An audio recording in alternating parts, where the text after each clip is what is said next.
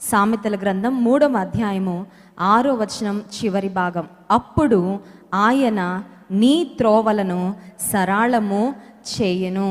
ఇప్పుడు ఆయన నీ త్రోవలను సరళము చేయను. కొంతమంది మాకు ఉత్తరాలు రాస్తూ, ఈమెయిల్స్ చేస్తూ, మెసేజెస్ చేస్తూ ఉంటారు. ఏమనంటే, ఏ ప్రయత్నం చేసినా ఆ ప్రయత్నం విఫలమైపోతుంది. ఏ జాబ్కి అప్లై చేసినా ఎందులో కూడా సఫలత సాధించలేకపోతున్నాం, ఎందులో కూడా సక్సెస్ చూడలేకపోతున్నాం. ఏ బిజినెస్ ప్రారంభించినా అందులో నష్టం వస్తుంది. ఏ ఉద్యోగ ప్రయత్నం చేసినా ఆ ప్రయత్నం సఫలం అవడం లేదు. ఏ రిటర్న్ టెస్ట్ రాసినా అన్నిట్లో డిస్క్వాలిఫై అవుతున్నాం.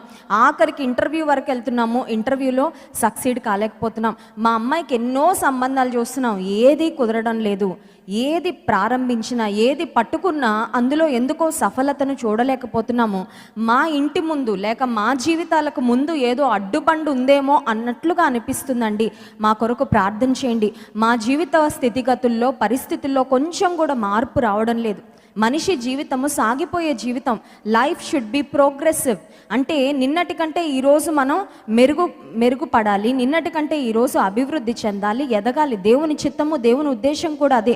నీ ఆత్మ వర్ధిల్లుచున్న ప్రకారము నీవు అన్ని విషయంలో వర్ధిల్లుచు సౌఖ్యముగా ఉండవలనని కోరుచున్నానని 3వ యోహాను పత్రిక 2వ వచనంలో వ్రాయబడింది. దేవుని చిత్తము మనందరము వర్ధిల్లాలి, మంచి ఆరోగ్యంతో వర్ధిల్లాలి, ఆధ్యాత్మికంగా వర్ధిల్లాలి, ఆర్థికంగా వర్ధిల్లాలి, బిజినెస్లో వర్ధిల్లాలి, ఉద్యోగంలో వర్ధిల్లాలి, కుటుంబ జీవితంలో వర్ధిల్లాలి. ఒకప్పుడు వివాహం అయినప్పుడు ఇద్దరుగా ఉంటే ఇద్దరు ముగ్గురు అవ్వాలి, ఆ తర్వాత ముగ్గురు నలుగురు అవ్వాలి. కొంతమంది విషయంలో మాలాగా నలుగురు ఐదుగురు అవ్వాలని ఒక్కొక్కరి విషయంలో దేవుని ప్రణాళిక ఒక్కొక్క విధంగా ఉంటుంది. ఏదేమైనప్పటికీ దేవుని చిత్తము మనము వర్ధిల్లాలి, మనము ఎదగాలి, మనము ముందుకు సాగిపోవాలని. కానీ కొన్నిసార్లు ఎందుకో ఎన్ని ప్రయత్నాలు చేసినా మన ప్రయత్నాలు ఏవి సఫలము కావు. కానీ ఈరోజు దేవుడు మనకిస్తున్న వాగ్దానం ఏంటంటే, అప్పుడు ఆయన నీ త్రోవలను సరళం చేయను. మీలో ఎంతమంది మీ త్రోవలు సరళం చేయబడాలని కోరుకుంటున్నారు? హల్లెలూయా. నేనైతే కోరుకుంటున్నానండి. నేను ఏ ప్రయత్నం చేసినా ఆ ప్రయత్నాన్ని దేవుడు తన చిత్తానుసారంగా సఫలపరచాలని కోరుకుంటాం. కానీ జీవితంలో మనం ఆశించినవి ఏది జరగనప్పుడు ఒక రకంగా డిసప్పాయింట్ అయిపోతూ ఉంటాం. 103వ కీర్తనలో కూడా దావీదు భక్తుడు అంటాడు, పక్షిరాజు యవనం వలె నీ యవనము క్రొత్తదగుచుండునట్లు మేలుతో నీ హృదయమును తృప్తిపరచుచున్నాడు. ఒక వ్యక్తి జీవితంలో దేవుని మేలులు పొందుకుంటూ ఉన్నప్పుడు, దేవుని ఆశీర్వాదాలు పొందుకుంటూ ఉన్నప్పుడు మనలో యవ్వన బలం వస్తుందంట. అంటే ఒక నూతనమైన ఉత్సాహం కలుగుతూ ఉంటుంది. మనం ఆశించినవి ఏమీ జరగక ఎక్కడ వేసిన గొంగళి అక్కడే అన్నట్లు మన జీవితం ఉంటే, చాలాసార్లు వయసుకు మించిన మరి పరిస్థితులు మనం ఎదుర్కోవాల్సి వస్తూ ఉంటుంది. ఎందుకు ఈ భారం, ఎందుకు ఈ జీవితం ఇంత భారభరితంగా ఉంది అనే ఆలోచన వచ్చే పరిస్థితి కూడా కొన్నిసార్లు మన జీవితంలో రావచ్చు. అయితే ఈ రాత్రికాల సమయంలో దేవుడు నీకు నాకు ఇస్తున్న వాగ్దానము, అప్పుడు ఆయన నీ త్రోవలను సరళం చేయను. ఎప్పుడు మన త్రోవలు సరళం చేయబడతాయంటే 5వ వచనం నుండి మనం గమనించినట్లయితే కొన్ని ప్రాముఖ్యమైన షరతులు, మనము పాటించవలసిన కొన్ని షరతులు ఉన్నాయి. ఆ షరతులు పాటిస్తే మన త్రోవలు ఖచ్చితంగా సరళము చేయబడతాయి. ఆ షరతులు ఏంటో ఒకసారి జాగ్రత్తగా గమనిద్దాం. 5వ వచనం, మొదటి షరతు, నీ స్వబుద్ధిని ఆధారము చేసుకొనక. స్వబుద్ధి అంటే మనకున్న జ్ఞానం, మనకున్న ఆలోచన శక్తి. దేవుడు మనకిచ్చిన జ్ఞానమును, దేవుడు మనకిచ్చిన ఆలోచన శక్తిని మనం వాడాలి, కానీ పరిపూర్ణంగా దాని మీద మాత్రమే ఆధారపడకూడదు. అర్థమవుతుందండి? కొంతమంది కేవలం వారి స్వబుద్ధి మీదే ఆధారపడతారు. వారు అనుకుంటారు, మాకు దేవుని సహాయంతో పనేంటండి, మా జీవితాన్ని మేము ఎలాగైనా హ్యాండిల్ చేసుకోగలం, మా జీవితాన్ని మేము నడిపించుకోలేనంత చేతగానోళ్ళం అయితే కాదు కదా. చేతకానోళ్ళం అయితే ఈ క్రైస్తవుల్లాగా మందిరానికి వెళ్ళి, దేవా నువ్వే చూడు, నువ్వే చూడు అని మొరపెట్టుకోవాలి. మాకు తెలివి ఉంది, జ్ఞానం ఉంది, చదువు ఉంది, మా పేరు వెనకాల డిగ్రీలు ఉన్నాయి, మాకు సలహాలు ఇచ్చే బోల్డ్ మంది స్నేహితులు ఉన్నారు, బంధువులు ఉన్నారు, ఇంకా మా స్వంత జ్ఞానంతో, మా ఆలోచనతో మేము ముందుకు వెళ్ళిపోవచ్చు అని చాలామంది తలస్తూ ఉంటారు. కానీ దేవుడు మన త్రోవలను సరళం చేయాలంటే మొదటిగా మన స్వబుద్ధిని ఆధారము చేసుకొనకూడదు. రెండవ షరతు ఏంటంటే, మీ పూర్ణ హృదయముతో యెహోవా యందు నమ్మిక ఉంచుము. రెండవది, దేవుని యందు పూర్ణముగా నమ్మిక ఉంచాలంటే, ఒక మాటలో చెప్పాలంటే, నా పూర్తి బాధ్యత నీదే, నీవు ఎలా నడిపిస్తావో నాకు తెలీదు, నా బరువు, నా బాధ్యత అంతా నీ మీద వేసేస్తూ ఉన్నాను. జీవితంలో చాలాసార్లు విషయాలన్నీ మన చేతిలో తీసుకున్నంత వరకు జీవితం ఒక రకంగా సాగిపోతుంది, కానీ దేవుని చేతులకు సమస్తాన్ని పెట్టేసినప్పుడు ఆయన నిజంగా అద్భుతమైన విధానాల్లోనే ఆయన నడిపిస్తూ ఉంటాడు. చాలాసార్లు జీవితంలో మన బరువులు మనమే మోసుకుంటూ ఉంటాం. ఒక ముసలావిడంట ట్రైన్ ఎక్కిందంట ట్రంక్ పెట్టి తీసుకొని. ఇది చాలా కాలం క్రితం 90ల్లో జరిగిన సంఘటన. ట్రంక్ పెట్టి తీసుకొని ట్రైన్ ఎక్కిన తర్వాత ఆ ట్రంక్ పెట్టి ఒళ్ళో పెట్టుకొని కూర్చుందంట. ట్రంక్ పెట్టి గుర్తుందండి, ఈ తరం వాళ్ళకి తెలియదు కానీ పాతకాలం పెద్దవాళ్ళందరికీ తెలుసు ట్రంక్ పెట్టెలు ఉండేవి, చాలా బరువుగా ఉంటాయి అవి. ఇప్పుడు సూట్ కేసులు అంటే వీల్స్ వచ్చేసాయి, పులోన్ వచ్చి మనం అసలు మోయాల్సిన అవసరమే లేదు, అలా ఎత్తి పెడితే చాలు చక్రాలతో చక్కగా లాక్కొని వెళ్ళిపోవచ్చు. ఆ ట్రంక్ పెట్టె తీసుకొని ట్రైన్ ఎక్కిన ముసలావిడ ఒళ్ళో పెట్టుకొని కూర్చుంటే ఎవరో మీలాంటి వారు సలహా ఇచ్చారంట, మామగారు ఎందుకంటే అంత బరువు మోస్తారు, అది కొంచెం కింద పెట్టేయండి, మీరు ఫ్రీగా కూర్చోండి, హ్యాపీగా కూర్చోండి, రిలాక్స్గా కూర్చోండి అంటే ఆవిడ చెప్పిందంట, ఈ ట్రైన్ పాపం నన్నే మోస్తుంది కదా నాయన, నా ట్రంక్ పెట్టెని ఏం మోస్తుందని నా ట్రంక్ పెట్టెని నేనే మోసుకుంటానని చెప్పిందంట. అందరూ నవ్వుకున్నారంట ఆ కంపార్ట్మెంట్లో. ఈవిడ చాలా మహాజ్ఞాని అనుకుంటుంది కానీ she actually a foolish woman. ఆమెకి నిజంగా జ్ఞానము లేదు. మనం కూడా అంతే, కొన్నిసార్లు యేసయ్యా నా బరువులన్నీ నీ మీద పెడుతున్నానయ్యా, నేను నీ చేతుల్లోకి వచ్చేస్తానని అంటాం, కానీ యేసయ్య చేతుల్లో ఉన్న మనం మన ట్రంక్ పెట్టెలో మన నెత్తి మీద పెట్టుకుంటాం.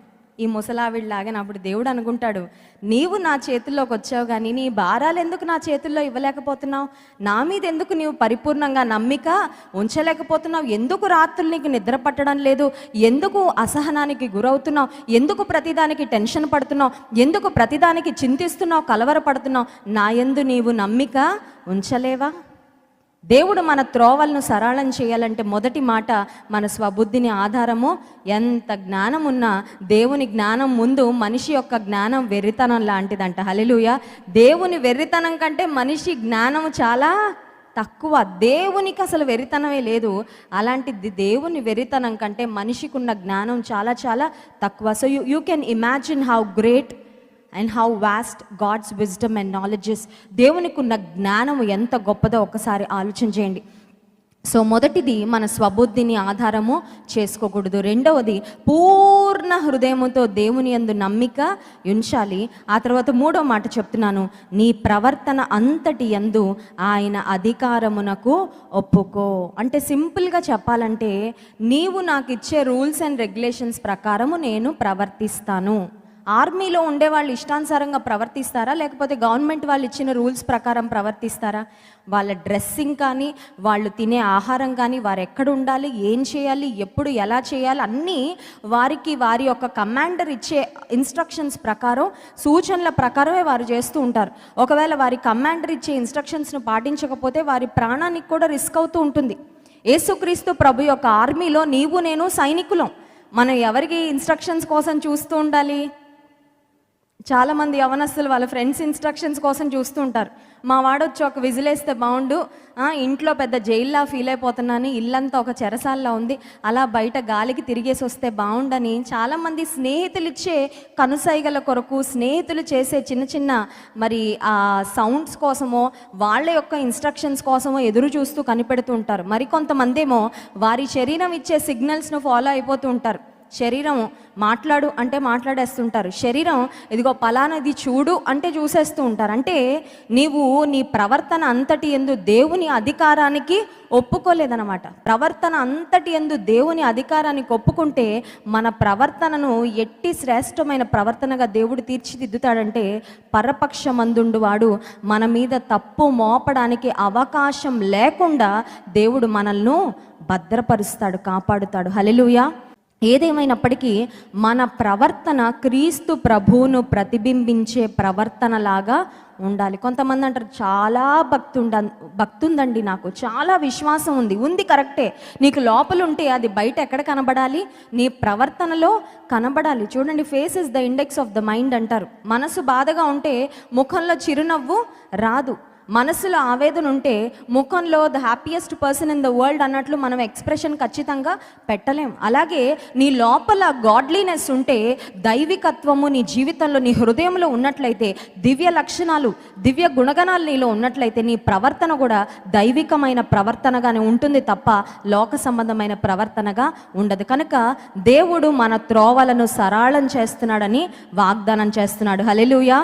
మీ జీవితంలో, మీ కుటుంబంలో, మీ బిడ్డల వివాహాల విషయాల్లో, మీ బిడ్డల ఉద్యోగాల విషయాల్లో, అలాగే మీ వ్యాపారంలో ఏ విషయంలో అయినా ఒకవేళ ఏం చేస్తున్నప్పటికీ ఏదో బ్లాక్ అయిపోతున్నట్లుగా, ఏదో స్టాప్ అయిపోతున్నట్లుగా మీకు అనిపిస్తున్నట్లయితే, మీ త్రోవలను దేవుడు సరళం చేయాలంటే ఈ 3 అంశాలు ఒక్కసారి స్వపరీక్ష చేసుకొని, నేను దేవుని మీద పరిపూర్ణంగా ఆధారపడుతున్నానా లేక నా స్వబుద్ధిని ఆధారము చేసుకుంటున్నానా, దేవుని యందు నమ్మిక ఉంచుతున్నానని అనుకుంటున్నాను కానీ maybe I'm not doing it 100%. నమ్మిక ఉంచుతాం దేవుని మీద, కానీ అది ఒక లిమిట్ వరకే ఉంటుంది. కొంతమంది ఇంకా ఆ లిమిట్ దాటి దేవుని యందు నమ్మిక ఉంచరు.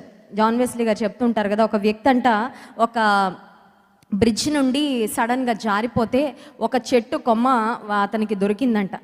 ఆ చెట్టు కొమ్మ ఏంటంటే ఆల్రెడీ ఇరిగిపోవడానికి రెడీగా ఉందంట. అప్పుడు దేవా అని గట్టిగా పిలవగానే దేవుడు వెంటనే ఆపదలో ఉండి ఎవరు పిలిచినా దేవుడు వింటారు, స్పందిస్తారు. దేవుడు ఉండి, ఏంటి నా కుమారుడా, వాట్ డూ యూ వాంట్, నీకేం కావాలి అని అడిగితే ఆ వ్యక్తి అన్నాడంట, నన్ను కాపాడు దేవా అని అడిగితే దేవుడు అన్నాడంట, నీ క్రింద నా చెయ్యుంది, నువ్వు ఆ కొమ్మ విడిచిపెడితే నన్ను పట్టుకుంటానంటే ఆ వ్యక్తి అంటున్నాడంట, కొమ్మ మాత్రం నేను విడిచిపెట్టలేను. అంటే అర్థం ఏంటి? ఆ వ్యక్తికి నమ్మకము లేదన్నమాట. దేవుణ్ణి పిలిచాడంటే ఎంతో కొంత నమ్మకం ఉన్నట్లే. అలాగే ఉంటుంది మన పరిస్థితి కూడా. మందిరానికి వస్తున్నాం అంటే ఏంటి? ఎంతో కొంత నమ్మకం లేకపోతే రాము కదా, ఎంతో కొంత విశ్వాసం లేకపోతే, భక్తి లేకపోతే రాము.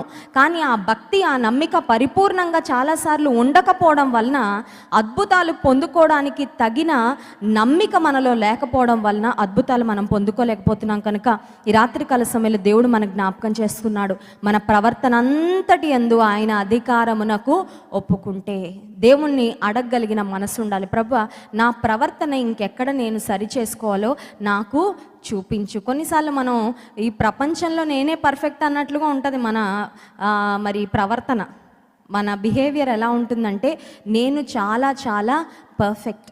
ఎవ్వరం పర్ఫెక్ట్ కాదు, మనలో ఎవ్వరం పరిపూర్ణలో కాదు. మనందరము మార్చుకోవాల్సినవి ఎన్నో ఉన్నాయి.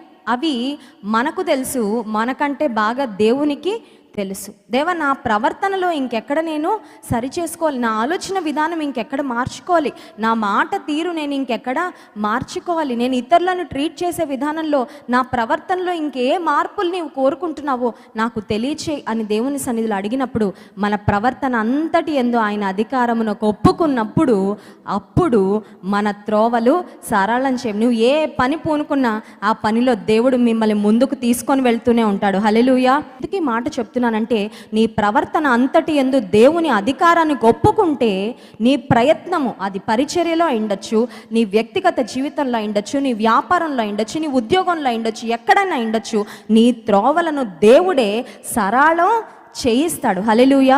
కనుక ఈ 3 షరతులు మన జీవితంలో పాటించినట్లయితే దేవుడు అన్ని విషయాల్లో మనకు జయ జీవితాన్ని దయచేస్తాడు. కనుక మన త్రోవలు సరళం చేయబడ్డానికి దేవుడు తన సమృద్ధి అయిన కృపను మనకు అనుగ్రహించునుగాక. ఆమేన్.